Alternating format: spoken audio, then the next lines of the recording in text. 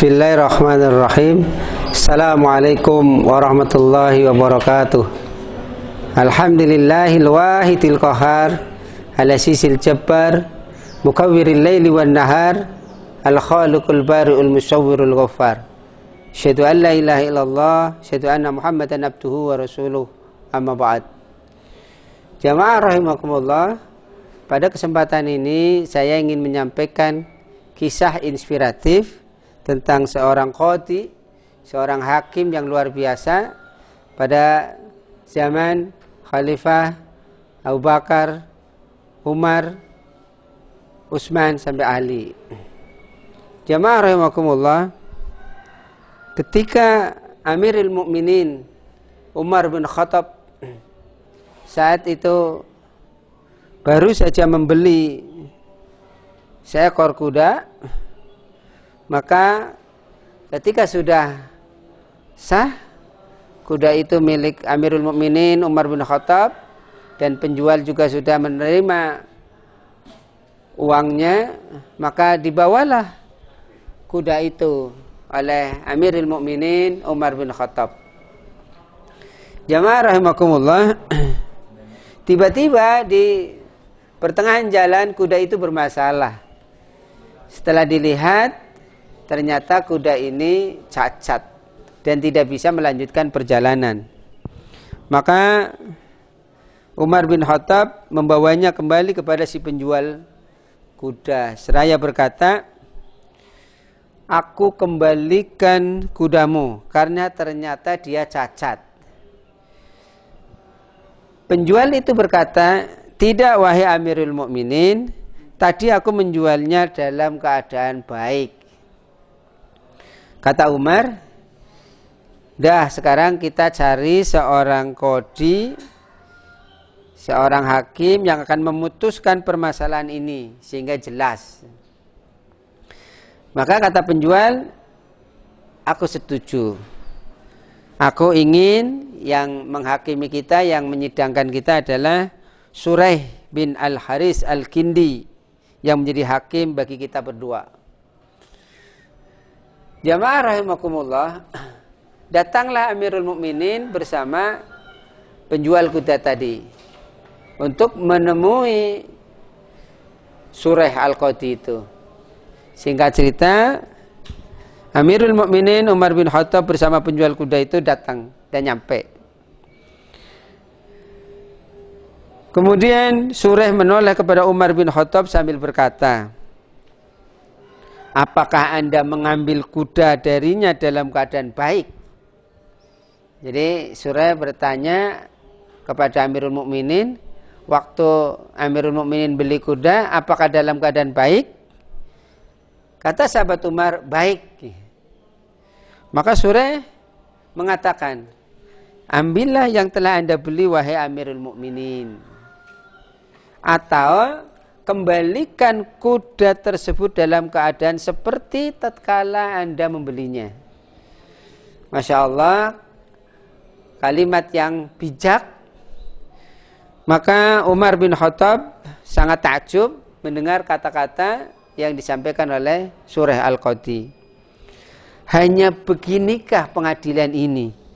Kalimat yang singkat dan hukum yang adil. Maka kata Amirul Mukminin, "Berangkatlah ke Kufah karena aku mengangkatmu menjadi qadhi di sana." Subhanallah. Jamaah rahimakumullah, kalau saat ini kita mempunyai hakim yang seperti ini, maka semakin nyamanlah. Amirul Mukminin, seorang penguasa, dia itu takjub. Dan seorang qadhi tidak pernah melihat pamrih apakah dia penguasa atau tidak. Kalau dia salah, ya sudah salah. Nah, ini yang sudah langka zaman sekarang. Jamaah rahimakumullah, di antara kisah yang lain, suatu kali Amirul Mukminin Ali bin Abi Thalib kehilangan pakaian perang. Padahal Ali bin Abi Thalib itu sangat sayang sekali sama pakaian perang itu. Jadi harta yang sangat disayangi Ali itu diantaranya pakaian perang.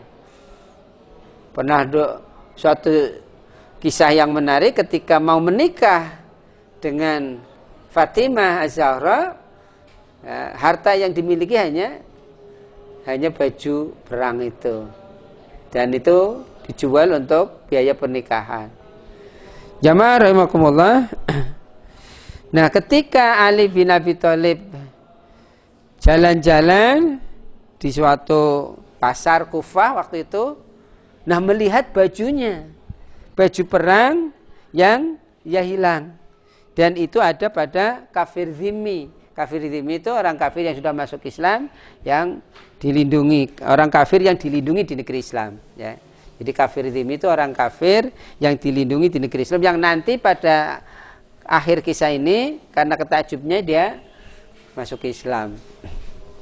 Jamaah rahimakumullah, begitu melihatnya spontan Ali berkata, ini adalah milikku yang jatuh dari ontaku pada malam itu di tempat itu. Dengan nada yang agak meninggi, Ali akan mengambil karena barang yang selama ini dicari ada pada orang kafir zimmi. Namun kata kafir zimmi itu sambil mengelak, tidak bisa. Ini adalah barangku dan benda ini berada di tanganku, berarti milikku wahai Amirul Mukminin. Akhirnya Ali berkata, ini milikku, aku tak merasa pernah menjualnya kepada orang lain atau memberikannya hingga sampai berada di tanganmu. Nah, orang zimmi itu berkata, kalau begitu, ayo kita datang kepada qadhi, kepada hakim. Ali berkata, oh engkau adil, ayo kita ke sana. Maka pergilah keduanya, di kafir zimmi dengan Ali, Amirul Mukminin menuju qadhi Surah Al-Qadhi yang sangat luar biasa. Setelah masuk dan duduk dalam sidangnya, bertanyalah. Seperti tadi bertanya kepada sahabat Umar. Nah, setelah dipelajari masalahnya, kasusnya, kemudian Surah Al-Qadhi berkata, apa tuduhanmu wahai Amirul Mukminin? Jadi Amirul Mukminin ditanya, kamu itu punya masalah apa? Kamu menuduh apa? Kemudian Ali menjawab, kudapati barangku berada di tangan orang ini. Barang itu jatuh dari ontaku pada malam itu di tempat tertentu, lalu sampai di tangan ini. Padahal aku tidak menjualnya dan aku juga tidak memberikan sebagai hadiah.